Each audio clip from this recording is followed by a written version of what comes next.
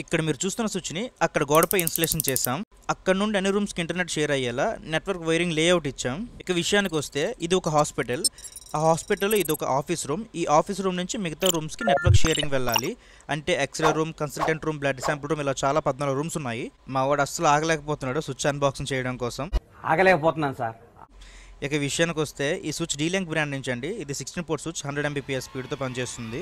మన client 14 పోర్ట్ల switch అడిగితే మనం 16 పోర్ట్ల స్విచ్ తీసుకొచ్చాం, ప్రైస్ కలిసి వస్తుందని. నువ్వు చాలా కంట్రీలో ఉన్నావు బేటా. అలా ఏం లేదండి, స్విచ్ ఉండడమే 8 పోర్ట్ ఉంటుంది, లేదంటే 16 పోర్ట్ ఉంటుంది. మధ్యలో 14 పోర్ట్కి స్విచ్చే ఉండదు. సో అందుకే మేము 16 పోర్ట్ ప్రొవైడ్ చేస్తాం. చేతులు సుత్తి చూడగానే KGFలో రాకీ వేలా ఫీల్ అయిపోయాడు మా వాడు. స్పీడ్గా గోడపై 2 మేకులు వేసి అక్కడ స్విచ్ని బిగించేశాడు. ఫస్ట్ స్విచ్ని ఇన్స్టాల్ చేశాక అన్ని రూమ్స్కి వైరింగ్ లేఅవుట్ లాగేసి నీట్గా క్రింపింగ్ చేసి స్విచ్ కనెక్ట్ చేయడం జరిగింది. అక్కడ లైట్స్ వెలుగుతున్నాయంటే డేటా షేర్ అవుతుందని అర్థం. ఎన్ని లైట్స్ వెలిగితే అన్ని కంప్యూటర్స్ డేటా షేర్ చేసుకున్నట్టు. ఎక్స్రే రూమ్లో స్కానింగ్కి అండ్ ఎక్స్రే ప్రింటింగ్ మెషిన్కి కనెక్షన్ కావాలని చెప్పారు. అందుకే అక్కడ స్విచ్ ఇన్స్టలేషన్ చేసి అక్కడ కూడా నెట్వర్క్ని ఎస్టాబ్లిష్ చేసాం. ఫైనల్లీ స్విచ్ దగ్గర మీట్ అయ్యే ఓవర్స్ అన్నిటికీ డిస్ప్లేగా RJ45 దాక్స్ క్రింప్ చేసేసాం. క్రింప్ చేశాక నెట్ స్పీడ్ ఎట్లా వస్తుందో చెక్ చేసుకున్నాం.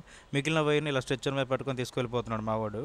ఇది ఈ రోజు వర్క్. మీలో ఎవరికైనా సరే CCTV కానీ, బయోమెట్రిక్ కానీ, IT అండ్ IoT సపోర్ట్ కావాలంటే కింద నెంబర్స్కి డయల్ చేయండి. మంచి బడ్జెట్లో సర్వీస్ ప్రొవైడ్ చేస్తాం.